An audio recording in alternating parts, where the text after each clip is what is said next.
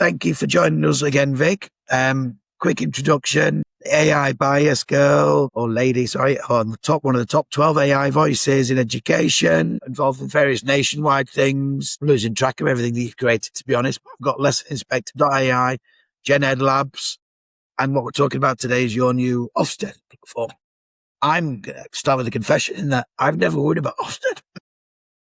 And we're due in 6 to 8 months and I'm having sleepless nights. I don't know why. And I'm not actually bothered about what they say to us. It's more the experience and the result. But with the whole, I think there's a enrichment framework coming in September. Changes to the framework being made in September. We're due a few months after that. So when you emailed me, I think it was last week, a week or so ago, about insights into Ofsted, I was, yes, I'll take anything I can get. And if it's coming from somebody that's actually really good and knows the stuff, I'm really keen to do it. So the first question is probably linked to your day job.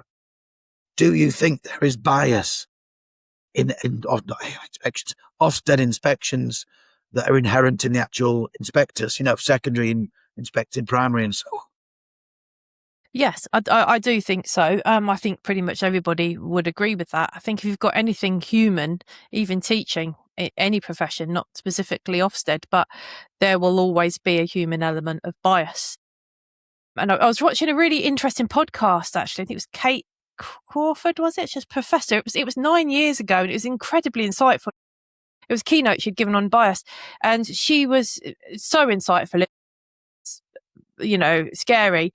And she was talking about how up until that point, and I think it's probably the same for us up until a couple of years ago, we'd only really considered bias in terms of computer science and machine learning. But she was talking about how bias, and particularly representational aspects of bias, is based in society, and that is fundamentally human. And she was talking about the disconnects between kind of these technical ideas of bias and fairness in terms of mathematical systems that has been around for quite some time, but also the representational bias. And so I think your example there of Ofsted is a really good example of how if you get any group of people together, as humans, we're all value laden, right? We've all got our value sets, our ethics, our beliefs, whatever. And so my question would be to any organisation or accountability framework is, how do you neutralise that bias, or how do you take account of that bias? So, for example, I'd like to know with Ofsted inspectors, does everybody, do they talk about their unconscious biases? Do they iron them out? Do they have training? I don't know. How transparent is the process? Now, I know a few Ofsted inspectors. I've got, and they're, decent people. They generally mean well. So it's not necessarily the people, it's the instrument, the framework, the construct, I think, which can strike fear into the hearts of people. And I was Ofsteded in my previous job, and I had some really good conversations with quite a few of them. We had quite a lot because obviously we were a university, so you get quite a few for quite a long time.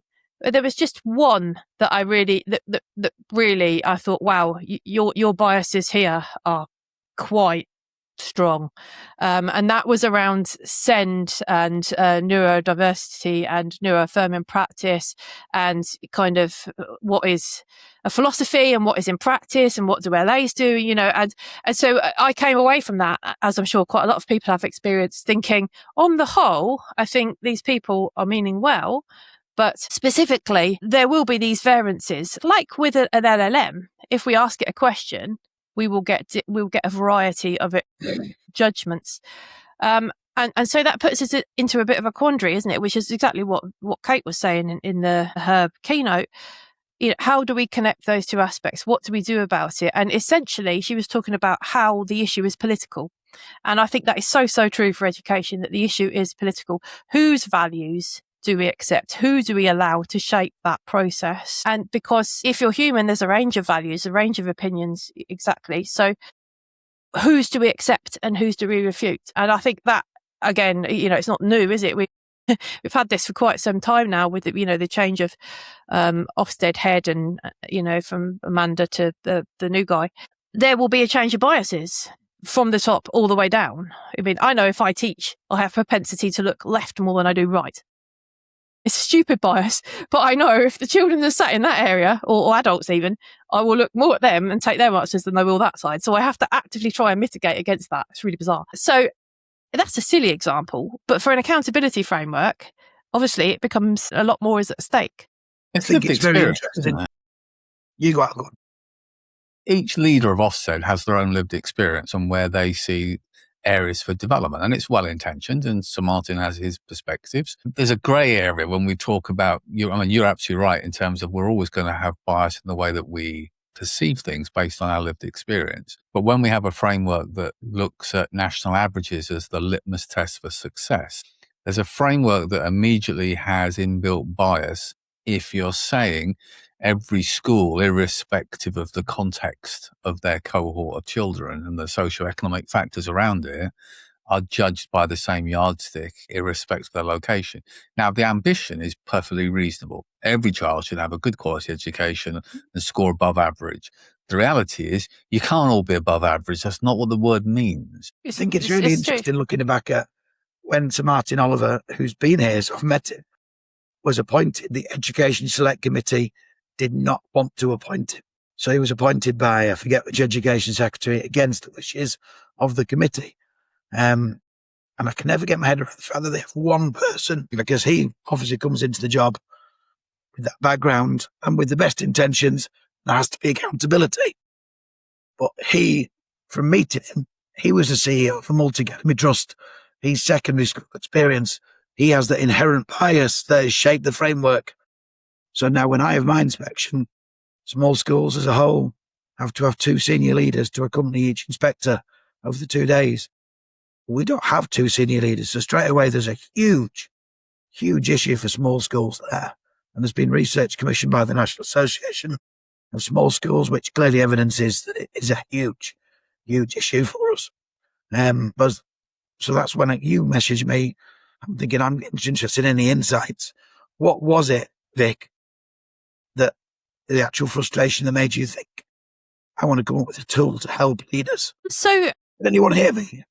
Yeah, we can hear you. It's good. It's a bit of mine, but we can hear you. For me, I obviously we have the backlog and everything that happened with Ruth Kelly. My experience of having been through Ofsted's and how it can impact people's mental health and well-being, and how I feel that is still, I'll be very careful my words here, that's still a work in progress for people and leaders across the sector. And I think that these heads and leaders and all educators, they do so much for the children. I mean, I see when I pick my own daughter up, just the extent of things that these people manage day in, day out. And so if we've got data, why can't we use the data to try and help us be more what I'm calling in the know?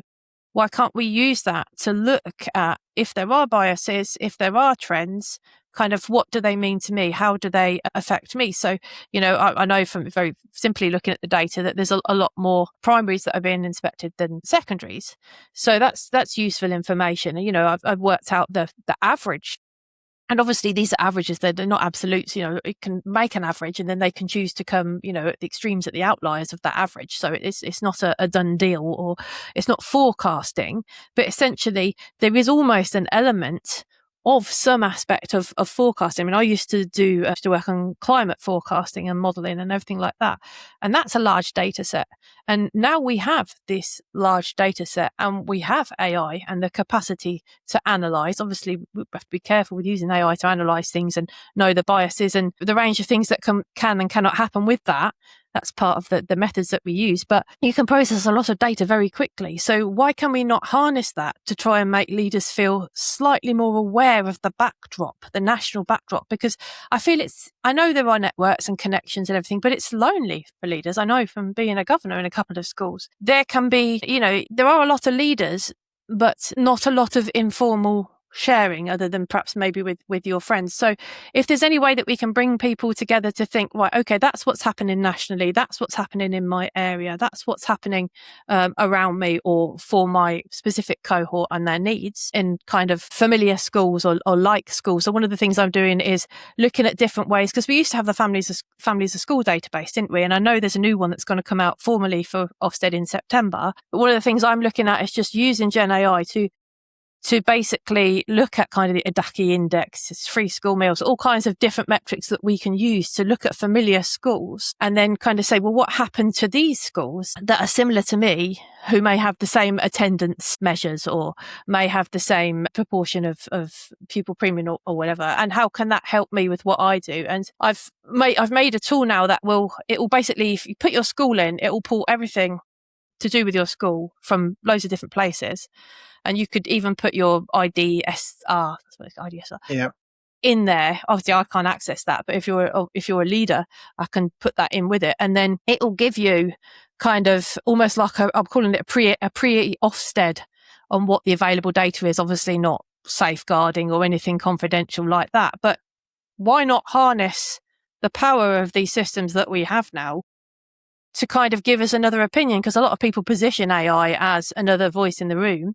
Well, we could use this as another voice in the room to give us another opinion quickly and easily, and it gives us more reflective scaffolds and prompts, things to explore in relation to what we found over the last year that has come out of the Ofsted reports and cohorts. I mean, it's simple things like, what do they reward?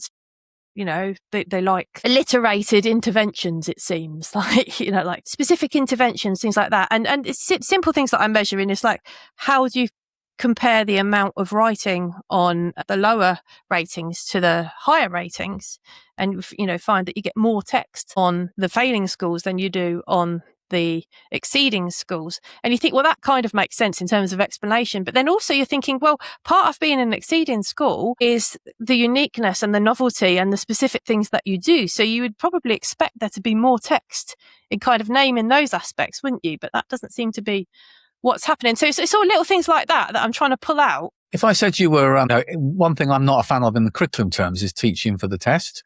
But in essence, this is a different way, because it's not saying cheat the system. It's saying understand the way that they want you to frame the information so that you shouldn't have to, but so that you've got the best chance of showcasing your strengths from an inspection framework point of view. Yeah. I mean, it kind of feels uncomfortable, but it also feels necessary. It feels like two jobs.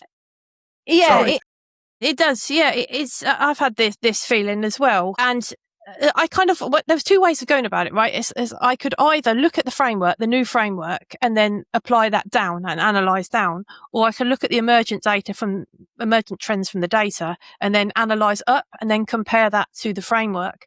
And that's what I've done. So, and then we can see that there's gaps in things that are mentioned in the framework that are not necessarily mentioned very much in Ofsted reports. So I think this is useful information for leaders to know that these are the areas that seem to be coming up. And clearly they will have their own training and their own priorities and their own preferences. One of the things I could do that I'm not going to do, because I don't think it would be a very good idea for the individuals concerned, but you could almost use this data to look at what inspectors say. That was my next question. Yeah, I'm not going to do that because that's ethically quite risky for me, because if something comes up that somebody's quite negative, then I might get problems and not be allowed to use the data anymore. But that has occurred to me, and people have said that. Can you do that? Yeah, that was one of my first questions, because I've never had a negative experience. Results have been mixed, but I speak to so many people who have, recent reports around here, brutal and horrific is the report. One head's quit, one's, wow. And you think there are inspectors who may present in different ways to others and who have their bias and have their approaches. And one of my questions was, would you consider that? I have considered that. Somebody has said that to me as a really good thing to be able to do. And I've thought about it, and I think I'm legally probably on quite a sticky wicket if I do that, because it's got a person's name specifically attached to it. If it was a team of inspectors, I could probably do that. Well, they choose to do the job, don't they? They're named on the report and they choose to do the job. So, I get where you're coming from, though. You don't want to make it personal. I looked legally. Claude helped me legally with what I could and could not do, and it basically said I wouldn't touch that. Yeah. Because otherwise I thought that would be quite interesting, but I wouldn't want to cause any person in a role any undue distress or something. You probably could, actually. Yeah, I'll have a think about it a little bit more, but because I've done that with AI, I've found there's particular inspectors that will mention AI and not AI. But I guess, it's like writing reports, I think, when you're when you're writing student reports, there's going to be a certain number of phrases that come up when you're using specific assessment criteria, and different people are going to write those in different ways. And essentially that's pretty much what I find from the data. Certain things I mentioned, like British values. British values are mentioned quite a lot in failing schools, but not so much in exceeding or strong schools. So, there's quite useful things to pull out of it, I think. I mean, you've just mentioned AI, and Ofsted has said the biggest risk with AI is doing nothing. Do you agree with how they're approaching the inspection of AI? And where do you think they've got it right or wrong? Because you just said some mention it, some don't. What inspection, Matt? Sorry? I was going to say, what inspection? Because that, at the moment, there's not much evidence they are asking much about it, is it? I don't know if they inspect it or look at it. And my experience is they touch upon it, but then they don't report on it. Right. Okay. When it was tech, well, now it's AI. It's getting mentioned occasionally, is it? Or so, yeah, I know this. So there are 21 mentions out of the 1,400, I think it's 91 reports that we now have. There's 21, of which most of those, in fact, all of those, are related to online safety and harms. So it's just like a boilerplate. Yeah, it's that kind of thing. None of them, one, talk about images and problems that could come from images through using AI. That's one. The rest of them are all these kind of just standard bits that are turned on, and none of them at all look at the use of AI in terms of governance and risk. And when I've put this on LinkedIn, people have said, well, maybe that's because they're doing it and everything's going fine, so they don't have anything to report. And in the actual Ofsted documentation, it says that they will mention it if they have a need to mention it if there's a concern. And I've not seen it mentioned. Only a concern. Yeah. Oh, that's just so negative, does my head. So pretty much, I mean, make what you will of this data, draw your own conclusions, but either they're doing it and they're doing it so well that all schools are doing AI, no problems, no risks, everything's absolutely fantastic, and therefore it's not been mentioned, or this is an area of growth for them and they need to learn their own digital literacy aspects. There's a training need there as a body and an institution, and then they need to apply that to schools. So my personal read is that schools are not being assessed in terms of the governance and the risk aspects of AI yet. And I think why is because you need to have the identification. And obviously I work a lot. My whole business is around identifying risks from AI. And representational harm, safeguarding, whatever. So I personally feel I've been in a lot of schools, I've seen a lot of schools, and I can say that there are governance risks. And interestingly, I noticed in March, the government came out as an AI Insight article, has written a whole report now on AI bias and the risks and things for that. It's come out as kind of technical. It's not come out from the DFE. It's come out from DSIT, I think. So that the broader umbrella term. So I do think it is something that they want to move forwards. I don't know where Ofsted sit in relation to that, but I think the government moving forwards, I think, are probably on this. But then how does the accountability aspect fit on top of that? And I think that's yet to be seen. So at the moment, personally, I think it's the Wild West for AI. I think I know from personal experience that kids are using things. So, I which kind of refutes the idea that Ofsted are measuring it and everything's fine and that's why they're not reporting on it. Right. But again, that's just my take. I'd already be sued or something for that. But it feels like being saying there is that the schools are maybe ahead of the game in terms of teaching the students the ethics behind it, teach them how to use it, other staff use it themselves. They actually be penalised by inspectors who have a lack of understanding and knowledge. It's mismatch. Yeah. And I think also one of the things I will do is if you look at the training, the guidance that's come out from the Chartered College and Children Learning Trust and the DFE that Christian's done and Trudy have done, that fantastic piece of work. If you look at that and you create a framework from that and then apply it to each school, essentially that kind of tells you exactly what you should do to avoid governance risks and to work ethically, right? So there's a mismatch in what you're saying there with the guidance that's come out, which is brilliant, and then the working knowledge of the accountability measure that then looks at if you're doing it or not. Accountability measure only highlights concerns. It doesn't highlight any positives, which is just sad. There's no examples of good practice, which is what I would like to see. I mean, I'd Yeah. like to see moving forwards, this school does this, it has this, I've been part of student showcase days where they consider all these aspects. They make their own product. They look at the ethical impacts. To me, that's something that should be celebrated, that should be a good practice that is shared, that other schools can take as a template and adopt and take things from. That is raising the practice across the sector. So why can't we use the accountability framework to celebrate that good practice? And the only reason I can come up with is either because I don't want to, or B, that the digital literacy of the inspectors. I mean, I spoke 2 years ago, I think it was, to some inspectors about AI and the forthcoming risks, and they were nice, but they were nowhere near the knowledge that we have on our kind of LinkedIn edu and AI community of digital literacy. You think that's the norm, and it's not. I know a lot of people have mentioned that. There's a lot of teachers and leaders and inspectors that are not on LinkedIn who would benefit from being on LinkedIn in this area to improve their own. How are you going to? Is it going to be a platform that both checks and also informs? Because the key strand on this is not just giving people the outcomes, but also giving them insights, better understanding and insights. Now, the insights is always the key bit, isn't it? So are you hoping that this ends up or already is a front door that a school can just engage with now, put in their details, and it will automatically give them a sense of the areas they need to focus on? Yeah, well, at the moment, all I've created at the moment is the insights. So this is what the data shows you, and this is what it could mean for you as a leader. Yeah. I've done that as a newsletter. Is that a website that's going to be available for teachers?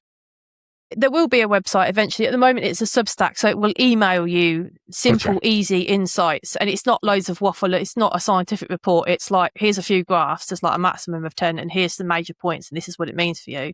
So they don't, because I know there's like Ofsted and lots of other places, but then you have to go hunting for the data and have the time to do that.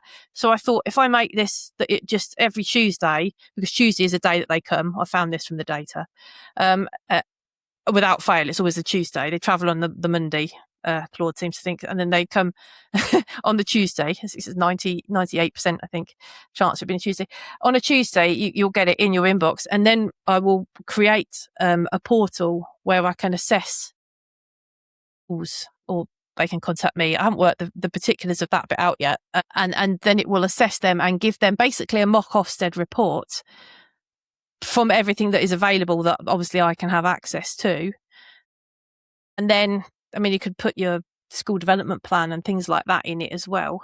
The few that I've done, I know a few people, and I've done their schools and given it to them for feedback, and they found it really useful because it obviously puts a new framework into practice. It draws from what's there that's been noticed within the Ofsted reports. Obviously, I know a bit about governance and education with my analysis, but also it pulls from these familiar schools and what their reports are. So you can get a lot of information kind of from the population very quickly applied to your particular context. So I'm hoping that then, and I've made it so that it gives you reflective questions as well, and implications, and prioritizes what you should do first. And it's really good from what I've done. It will pull out very particular points because it triangulates so well. I mean, in governance, everything you do with the NGA and everything, it's all about triangulation, isn't it? Right. So now we can use AI to triangulate kind of the data, and obviously not the human aspects. There's still going to be a massive human part of our inspection, isn't there? Going into classroom, seeing the practice, all of that aspect. I can't predict that. But the other stuff, we can have a pretty good analysis and standardization of, I think, as a baseline. If you add in the IDSR that you mentioned earlier, the data in that, alongside what you're talking about there, the insights become quite valuable and should inform quite a lot moving forward. Yeah, I mean, I'm using the census data as well as that. And, and obviously it checks things like, are all your policies up to date? Are there any problems in all your policies?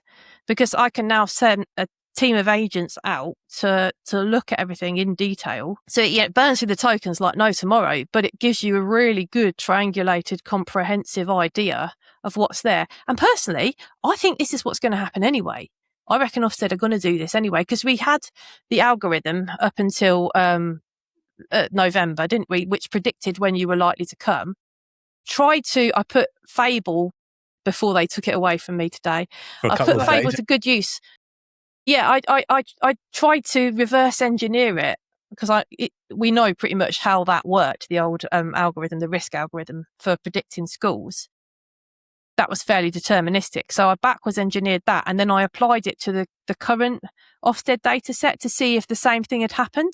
So essentially, are they using some kind of prediction mechanism to work out which schools are next, or is it just a massive, huge, long list? And I found basically it seems to be a massive, huge, long list.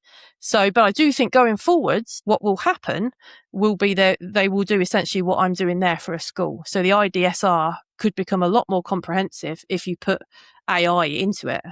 I mean, why are they going to, from a productivity point of view, ethically it's different, but from a productivity point of view, why are they going to have inspectors sat there training through a website when they can just send out a team of agents to look for this X, Y, and Z, are the policies dated, this, and that? If you know about education, you can say, look for keeping children safe in education, look for the bullying, the behaviour policies, or, peer-on-peer abuse, all of this stuff you can very easily get. So why will they not do that? We know the government is very keen on integrating AI across all departments. You would imagine there's inspectors already doing it. I mean, I can't comment on that because I'm not an inspector, but I can imagine, yeah. And I'm pretty sure they probably don't have the critical analysis and the bias awareness that I have when they're looking at the processes, because I can challenge all the time with my AI use. I work very critically with AI, and quite a lot of the time it'll give you a load of rubbish and you have to say, no, not this, focus on that, do this, and that's where knowledge of education comes in. But maybe they don't have that digital literacy and they just, go onto a free version of ChatGPT, look at this school, give me an opinion from the website on what you think they should be. I mean, that's a scary thought, right? I think that's a scary thought. I'm not saying they do that, but we don't know. Yeah, so that's where I'm at, trying to build a pre-inspection kind of platform and service to do that so that we can be informed. And it just gives you something else to look at. I mean, companies have been doing pre-Ofsted inspections for ages, haven't they? This is kind of a digital pre-Ofsted inspection quite quickly. I think quite quickly, quite comprehensively, and much better value for money, because a number of companies have emailed over the years that have said, will help us get a good, will help us get an outstanding. And yeah, it feels like a tick box exercise. Whereas this feels more like we can use this as part of the day job as well, because it will identify things in school they might want to do better. Yeah, I mean, to me, I see it. To me, it's basically like having an ultrasound when you're pregnant. It's useful information to have to know about the health of your baby. It may or may not be right.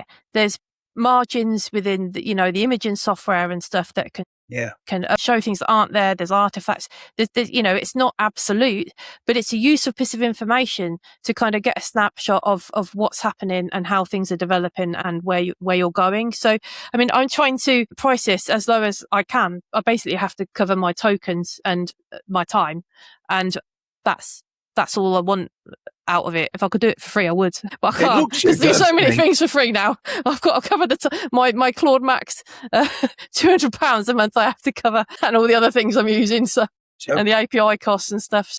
How do we get it? Is there an app and is there a site? And how do we get it out there, Vic? Oh, right. So at the moment, it's my Substack. It's my Substack, yeah, and I'll put the links on that until I make this pre-inspector as a website and a service that people can have. So it's inspectioninsights.substack.com at the moment, or you can go to my website genedlabs.ai, and I shall put it on there. It's on there as well in one of the resources. But yeah, I mean, I'd like to get feedback from people as well, and I'd like some early adopters and people to trial it that I can give free access to and things like that, so we can kind of build a resource for the sector that can work for everyone. So if anyone's interested in doing anything like that, thanks, Al. Yeah, you're already on it, Matt, aren't you? I'm already signed up, yeah. I've got a couple of champions, AI champions on there already. I don't know. One of our schools will be is due in the autumn, so kind of good to have a think about that. And it's just interesting to see how that compares with perspectives. I always think the biggest vulnerability with any inspection routine is not when people say you're underperforming, because it's fine if you can say we've got a plan and we knew about it and we're dealing with it. It's when they highlight things and you don't know about it. So it's kind of if it signposts some areas where you can think, is that the case? Let me go away and have a think. Then I think that's really helpful, because we all like to kind of be more prepared to showcase what we're doing. So yeah, happy to do that. Yeah. And at some point, you're clearly going to be someone who's going to be looking at hosting your own large language model on your own platforms and try and bypass all those tokens. Be a good idea. Yeah. I have said, me and my husband have plans to sort out our hardware. Unfortunately, our own children, looking after them gets in the way of the AI plans, I have to say. But then we they're have what gone it's off all down for. a slight rabbit hole, but if you go and try and buy the standard best bit of kit for hosting a large language model, a Mac Mini, you'll see there's a 2-month waiting list, because everyone's had the same idea. Yeah. And the price has gone up as well. Yes. And look, I'm wearing my Claude Code to mourn the loss of Fable that we had this You're morning. watching, Claude. Yeah, absolutely. Send some free tokens Victoria's way. Absolutely. Yeah, thank you. Well, it's. I appreciate you making time on a Saturday, Vic. Good to see you as always, and keep up the fab work. And thank you for having me on and putting me in touch with people who it may be able to help and work with. I appreciate that a lot. Yeah, so definitely. I hope your voice gets better, Matt, as well. I hope it does too. I hope it doesn't. He loses it all. I think there's a lot of people with you, Al, to be honest. Right. Thank you so much, Victoria. Thank you. Have a great weekend. Bye. Bye.